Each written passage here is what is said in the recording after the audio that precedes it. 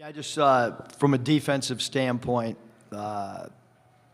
obviously, Adese Tony, the way that he played individually tonight was as good as any defender that I've ever coached. And then collectively, the team being able to adjust in a short turnaround and be able to switch timeout after timeout into different coverages. We played almost the whole first half in our spy coverage, and the guys just did an incredible job. We were worried about giving them too much in a short amount of time, but these guys play so hard. It was obviously, not a cosmetically pleasing offensive game, but the toughness and the resilience and the way that we play defense is. Maybe start with a big picture kind of question. You've had 2 opportunities to take Arkansas to a tournament since you've been here, advanced to the Sweet 16 both times. What does that mean to you personally, and how does it make you feel about where you've got this program headed? Yeah,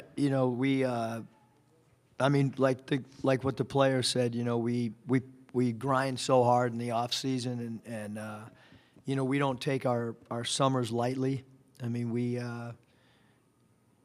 have a goal that when school starts, for the regular school, that we have everything in that we need to have in, meaning, all of our baseline package, zone offense, and, we're squeezing it all in limited amount of time, but we don't just come in and just shoot, it's a culture of work. It's a culture of trying to get maximum effort every day, but to make 2 Sweet 16s back to back, it's not easy. There's very few teams that are able to do it. We felt when we got together at the beginning of the summer. The transfers, we talked to them about this. This is the goal. This is, if you want to come here, there's going to be expectations, but we have enough talent to do this, and that. I'm just so happy for the guys that haven't been on this stage, because they committed to us, with a dream and a vision. Graham? Yeah, Eric, I saw you nodding your head when Jalen was talking about Devo's defense in this game. But first, I wanted to get your thoughts on that bounce pass he made to Deese for the dunk to cap that run. And then what did Devo do on the defensive end that stood out to you? Yeah, I thought both Devo and JD, obviously we had a primary defensive package for number 0, Teddy Allen, and then we had a secondary package, for Rice, number 10, and we wanted to pressure him, and we wanted to bother him. We wanted to stab at the ball. JD has 8 steals. That's a lot of steals. and then when JD went out, or when he wasn't on the floor, Devo was doing a great job. I thought it forced them playing some guys that were not really on our scouting report, to be honest with you. With 12 Cotton, and when he checked in the game, and obviously that was for shooting, and then we felt like McKinney played a little bit more than maybe what we felt, because maybe added ball handling with the pressure that both Devo and JD put on Rice. Bounce pass was incredible. The thing with Devo, he's got such great court vision, and he thrives on making home run plays. Sometimes you want guys to just look for a single, but he has this. We see it all the time. He's got this dramatic, something about having flair to his game.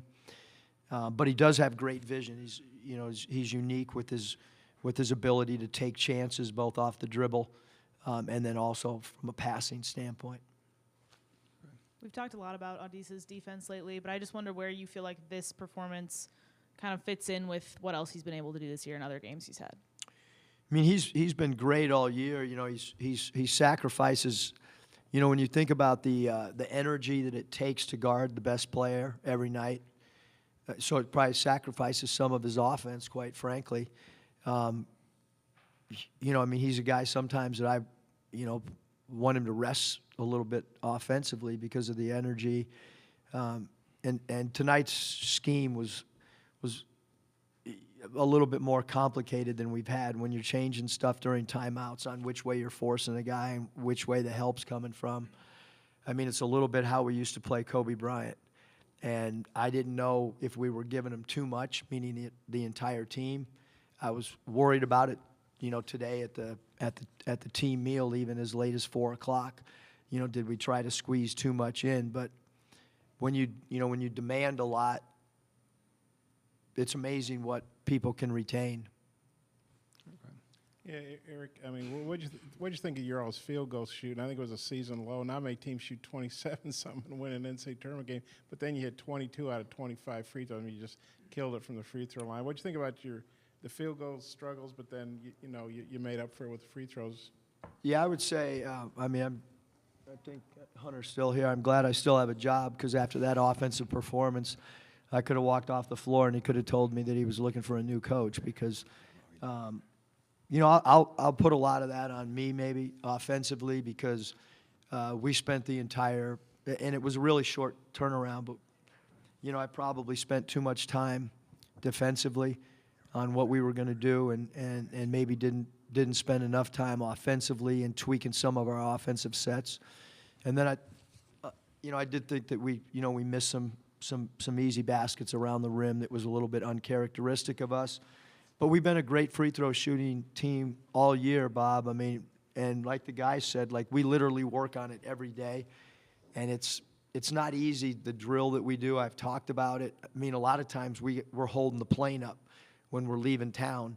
And some of the coaches will say, hey, Skip, perfect free throw. We got to get out of here. The plane's leaving. And sometimes the drill takes 22 minutes. I mean, it's taxing. But I think what it does is it puts guys under game pressure. In a closed practice setting, which is hard to create. Coach, Mookie Hawkins, Waffle Sports 1080. Good, ugly win, defense and free throws. Just care to talk about how resilient, your guys played out there today. Yeah, I think New Mexico State's they're really well coached. They're really tough. They pride themselves on offensive rebounding. They pride themselves on getting loose balls. They pride themselves on toughness. We pride ourselves on toughness too. We just, maybe some people overlook that part of us. But we feel like, from a toughness standpoint that we can go, toe to toe and anything that happened tonight where we got exploited. I didn't spend enough time on our post defense. Normally we front the post. And they hurt us in the second half of going inside. But we felt like, if we could hold Allen, the goal was 10 or under, and he got, 2 over that. But we felt like if we could just focus on that one aspect, that would afford us an opportunity to win. Absolutely. Now, just care to talk about your overall experience here being in Buffalo. I mean, I got to come back, I guess, in the summer because I had a blast, had great meals. I love visiting the Bills. All the people over there were awesome, so I definitely want to try to come to a Bills game without a question. I mean, I've been to a few of these, and this was probably the funnest experience that I've had.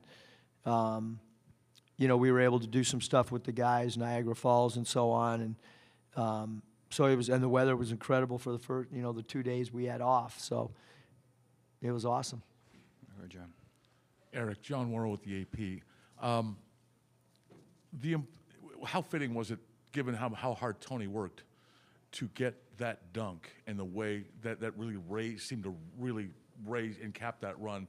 And secondly, have the benefits of being an NBA coach and having defended against Kobe Bryant, and you talked about this is how we defended Kobe Bryant, and is there a benefit to that for your team and for your experience to go up against a guy like Teddy Allen?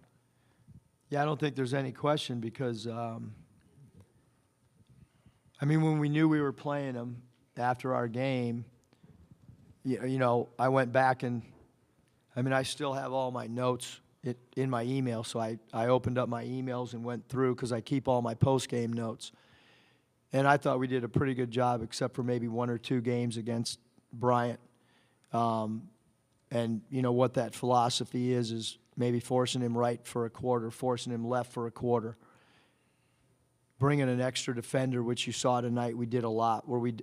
And then when you bring the extra defender, sometimes on the catch, sometimes on the second dribble. And I didn't know if a college team was going to be able to do that. But I think there's a huge benefit, to be honest with you, with coaching in the NBA, because there's 82 games and you have to, every night. I mean, I can tell you what we did with Allen Iverson. And it might not have worked every night because my record should have been better. I wouldn't have gotten fired so much. But I still got the experience of trying to, even as an assistant coach for my dad, and you're game planning against Kareem Abdul. I've seen every position a great player and been a part of a game plan. So I think it definitely helps for sure. And what was the first part? Yeah, that was perfect. I mean, he's been an opportunistic scorer for us all year. Like, he comes up with huge basket cuts or huge offensive rebounds, and I thought it was, for him to be rewarded with basically the exclamation point after everything that he had done defensively, and then I'm, kind of letting him chill a little bit offensively, and then even when Allen went out, I took Adis out for him to rest for that minute and a half or whatever, but I thought it was a perfect exclamation point.